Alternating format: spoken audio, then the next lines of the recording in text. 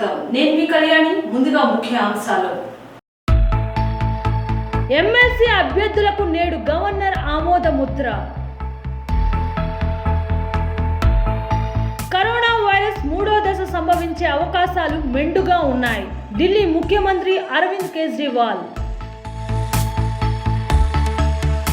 జగనన్న పచ్చతోరణం పథకంపై మంత్రి పెద్దిరెడ్డి రామచంద్రారెడ్డి సమీక్షా సమావేశం జగన్ నవరత్నాల పేరుతో ప్రజలకు నవరత్న ఆయిల్ రాశారని మాజీ మంత్రి టీడీపీ పొలిట్ బ్యూరో సభ్యులు కొల్లు రవీంద్ర ధ్వజం శ్రీలంక టూర్కి భారత్ జట్ ఎంపిక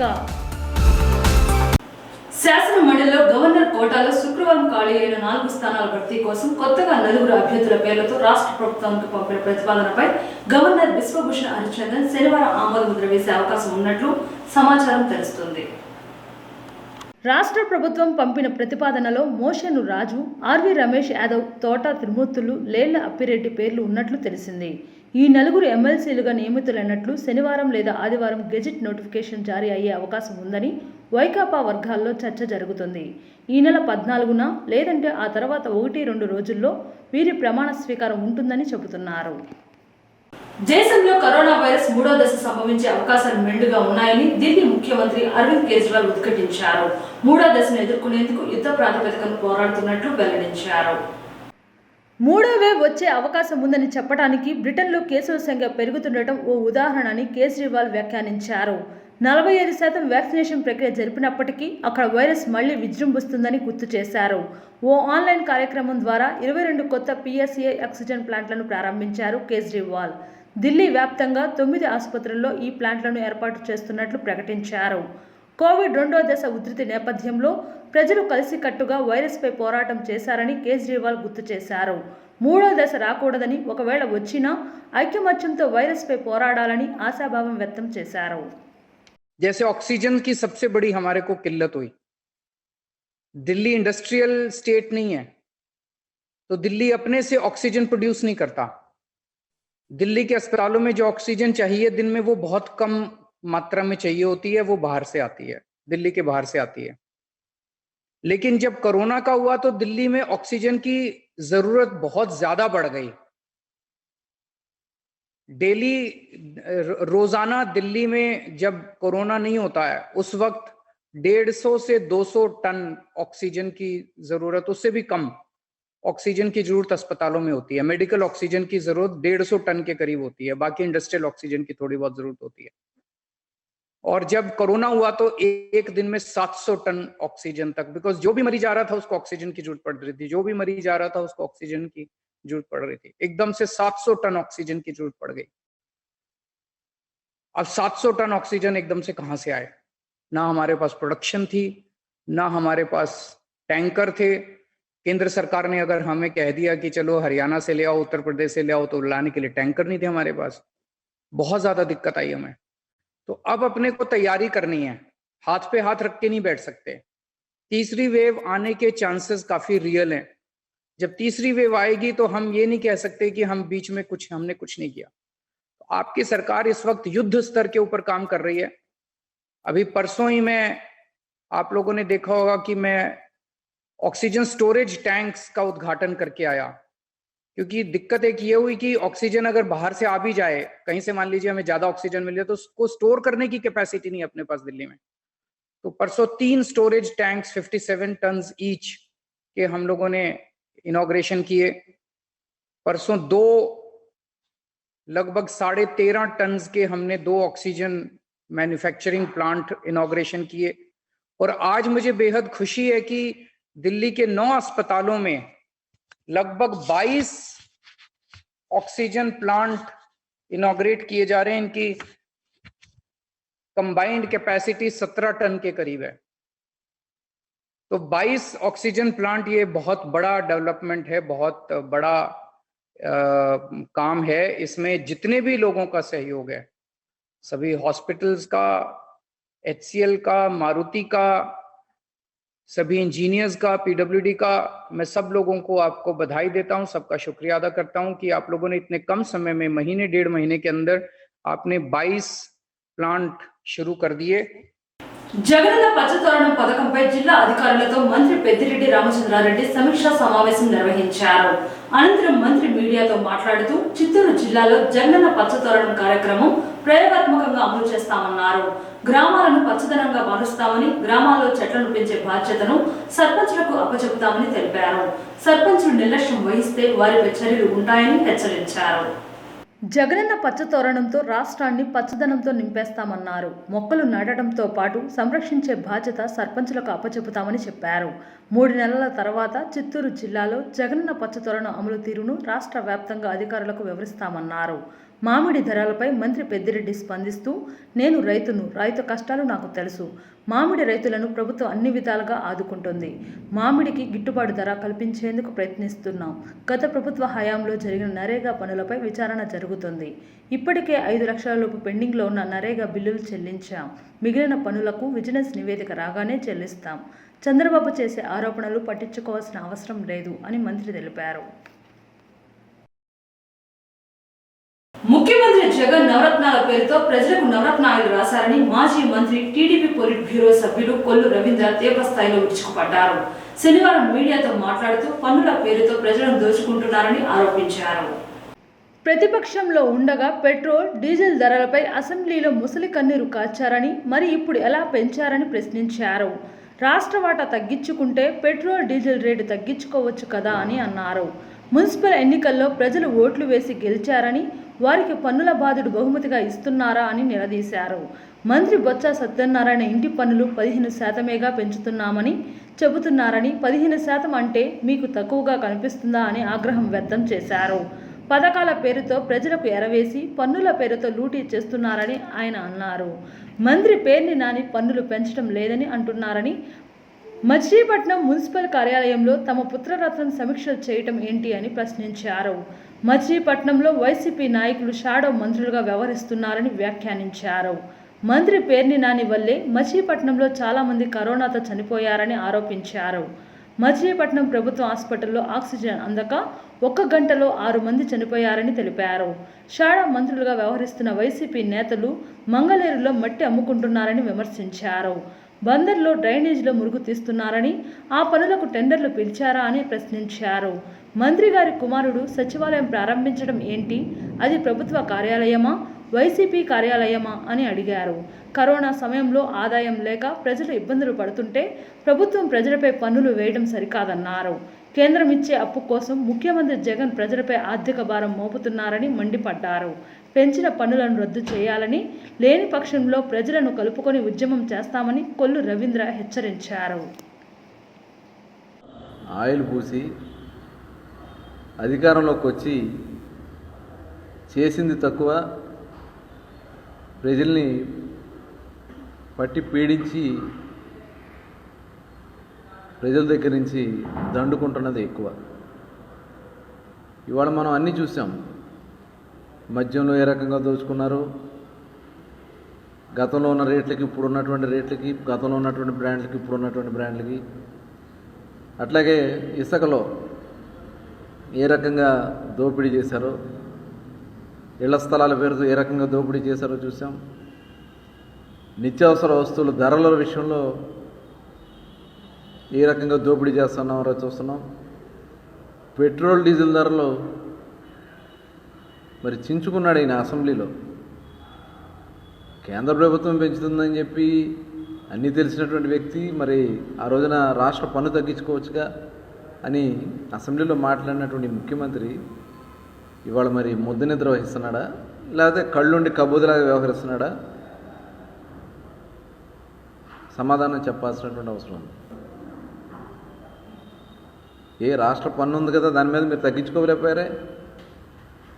ప్రజలు కష్టాల్లో ఉన్నారు కదా, ప్రజలకి కరోనా కష్టాల్లో ఈ రోజున ఎన్ని ఇబ్బందులు పడతా ఉంటే ఇవన్నీ మీకు కనపడకుండా ఇవాళ అన్నీ పెంచుకుంటా. ఆర్టీసీ ఛార్జీలు పెంచారు, కరెంటు ఛార్జీలు పెంచారు. చివరికి ఎంత దారుణానికి దిగబడ్డారంటే చెత్త మీద కూడా చెత్త పన్ను వేస్తూ ఉన్నారు. యూజర్ ఛార్జీల పేరుతో చెత్త మీద కూడా పన్నేసి ప్రజల్ని వేగపిసికి వసూలు చేస్తూ ఉన్నాడు ఈ ముఖ్యమంత్రి జగన్మోహన్ రెడ్డి. ఇక మంత్రులు అయితే డబ్బాలు కొట్టారు, 1 పైసా పెంచం. మున్సిపాలిటీకి ఎటువంటి భారం కలిగించమని చెప్పి మంత్రులందరూ మాట్లాడారు. పురపాలక శాఖ మంత్రి మాట్లాడారు. 15%గా పెంచుతుందని. 15% అంటే ఇంకేమైనా తక్కువలా కనిపిస్తూ ఉందా? బొత్స సత్యనారాయణ గారు మున్సిపాలిటీలో, కార్పొరేషన్స్లో మీరు వచ్చిన తర్వాత అదనంగా ఏదన్నా ప్రజలకి సదుపాయాలు కల్పించారా? ప్రజలు కట్టినటువంటి ట్యాక్స్తో జరిగినటువంటి డెవలప్మెంట్ తప్ప ఈ 2 సంవత్సరాలుగా మున్సిపాలిటీకి మీరు ప్రత్యేక నిధులు ఏమన్నా ఇచ్చారా? తనపై అనర్హత వేటును కోరుతూ లోక్సభ స్పీకర్కు వైకాపా ఎంపీలు ఇచ్చిన ఫిర్యాదుపై నర్సాపురం ఎంపీ రఘురామ స్పందించారు. వారు కోరినట్టుగా అనర్హత అన్నది సాధ్యం కాదని ఆయన అభిప్రాయపడ్డారు. తాను ఏనాడు పార్టీ కార్యకలాపాలకు విరుద్ధంగా వ్యవహరించలేదని స్పష్టం చేశారు. అలాని ఏ పార్టీతోనూ జతకట్టలేదని చెప్పుకొచ్చారు. సంక్షేమ కార్యక్రమాల అమలులో సర్కారు లోపాలను మాత్రమే ప్రస్తావించానన్న రఘురామ కొంతమంది తప్పుడు వ్యక్తుల నుంచి పార్టీని కాపాడుకునే ప్రయత్నం చేశానని వెల్లడించారు. వాస్తవాలు ఎప్పటికైనా బయటకు వస్తాయని ఆయన ఆశాభావం వ్యక్తం చేశారు. తనపై దాడి చేసిన వారి విషయంలో మరోసారి ప్రివిలైజ్ మోషన్ దాఖలు చేస్తానని పేర్కొన్నారు. తనపై ఈ నెల 10నే ఫిర్యాదు చేశానన్నారు. కానీ సీఎం జగన్ కేంద్ర హోంశాఖ మంత్రి అమిత్ షాను కలిసిన అనంతరం ఫిర్యాదు చేసినట్లు చెబుతున్నారని ఆరోపించారు. ఇలా అనర్హత వేటు కోరుతూ ఇప్పటికే తనపై 4-5 సార్లు సభాపతికి ఫిర్యాదు చేశారని ఆగ్రహం వ్యక్తం చేశారు. నియోజకవర్గంలోని ఆత్రేయపురం మండలం కటుంగా గ్రామంలో నెలల తరబడి కష్టపడి పండించిన పంటకు సరైన సమయంలో ప్రతిఫలం దక్కడం లేదని రైతులు ఆవేదన వ్యక్తం చేస్తున్నారు. పండించిన ధాన్యం రైసు మిల్లర్లకు పంపగా 3 నెలలు దాటుతున్నా ఇప్పటి వరకు ₹1 కూడా అందలేదని, పెట్టుబడి కోసం లక్షల రూపాయలు 2-3 రూపాయలు వడ్డీకి తెచ్చి పెట్టామని, సకాలంలో ధాన్యం లెక్క అందక నరకం చూస్తున్నామని రైతులు వాపోతున్నారు. ఈ జూన్ నెలాఖరు కల్లా మళ్లీ కొత్త పంటకు నారుమళ్లు వేసేందుకు పెట్టుబడి కోసం మళ్లీ అప్పులు చేయలేమని ప్రభుత్వం ఇప్పటికైనా చర్యలు తీసుకొని మిల్లర్ల ద్వారా రైతులకు అందాల్సిన అమౌంట్ను అందించవలసిందిగా రైతులు కోరుతున్నారు.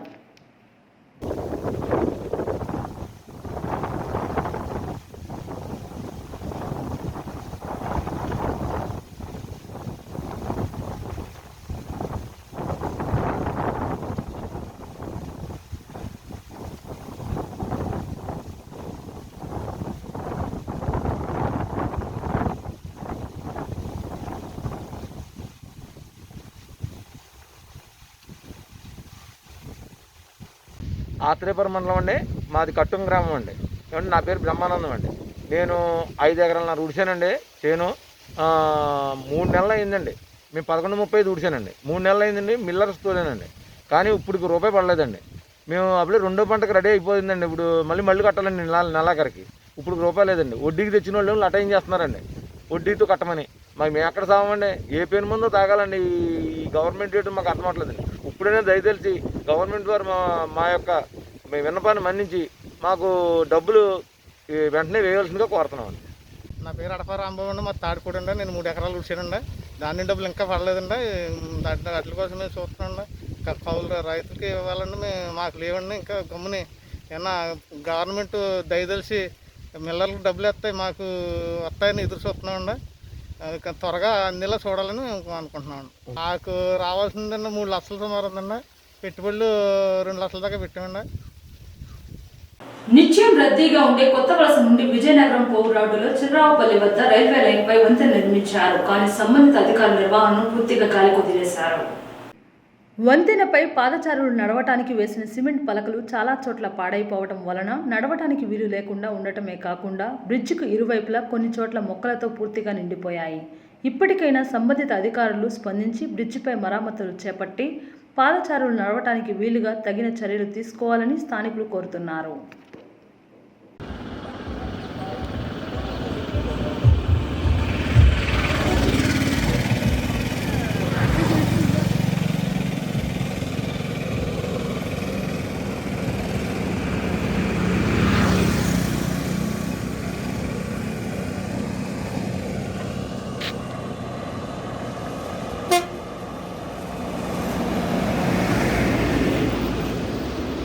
కరోనా విపత్కర సమయంలో ఎంతో మందికి అండగా నిలిచి ప్రజల గుండెల్లో సుస్థిర స్థానాన్ని సంపాదించుకున్నారు నటుడు సోనూ సూద్.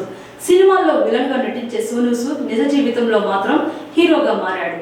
సోషల్ మీడియా వేదికగా అడిగింది లేదనకుండా ఇస్తూ కలియుగ కన్నుడిగా పేరు తెచ్చుకున్న సోను తాజాగా మరో గొప్ప కార్యక్రమానికి శ్రీకారం చుట్టాడు.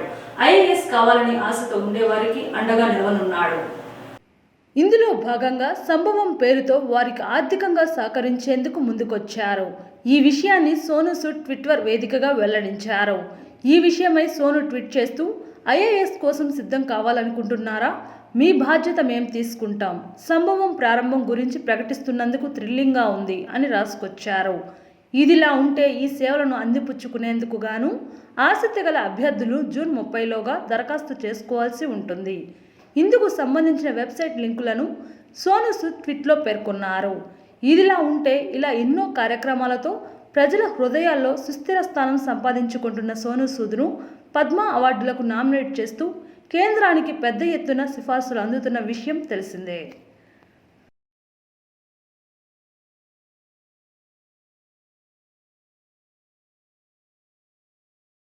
క్రికెటూరుకి ఎంపికైన భారత జట్టు శిఖర్ ధవన్, భువనేశ్వర్ కుమార్, పృథ్వీ షా, దేవదత్ పడిక్కల్, రుతురాజ్ గైక్వాడ్, సూర్యకుమార్ యాదవ్, మనీష్ పాండే, హార్దిక్ పాండ్యా, నితీష్ రాణా, ఈశాన్ కిషన్, సంజు శాసన్, యుజ్వేందర్ చాహల్, రాహుల్ చాహర్, కృష్ణప్ప గౌతమ్, కృణాల్ పాండ్యా, కుల్దీప్ యాదవ్, వరుణ్ చక్రవర్తి, దీపక్ చాహర్, నవదీప్ సైని, చేతన్ సకారియా. బులెటిన్ ముగించే ముందు ముఖ్యాంశాలు మరోసారి. ఎమ్మెల్సీ అభ్యర్థులకు నేడు గవర్నర్ ఆమోద ముద్ర. కరోనా వైరస్ 3వ దశ సంభవించే అవకాశాలు మెండుగా ఉన్నాయి. ఢిల్లీ ముఖ్యమంత్రి అరవింద్ కేజ్రీవాల్. జగనన్న పచ్చతోరణం పథకంపై మంత్రి పెద్దిరెడ్డి రామచంద్రారెడ్డి సమీక్షా సమావేశం. జగన్ నవరత్నాల పేరుతో ప్రజలకు నవరత్న ఆయిల్ రాశారని మాజీ మంత్రి టీడీపీ పొలిట్ బ్యూరో సభ్యులు కొల్లు రవీంద్ర ధ్వజం. శ్రీలంక టూర్కి భారత్ జట్ ఎంపిక. ఇవి ఈ బులెటిన్ విశేషాలు. భౌతిక దూరం పాటిద్దాం, కరోనా మహమ్మారిని తరిమి కొడదాం. చూస్తూనే ఉండండి కొండమిటి న్యూస్.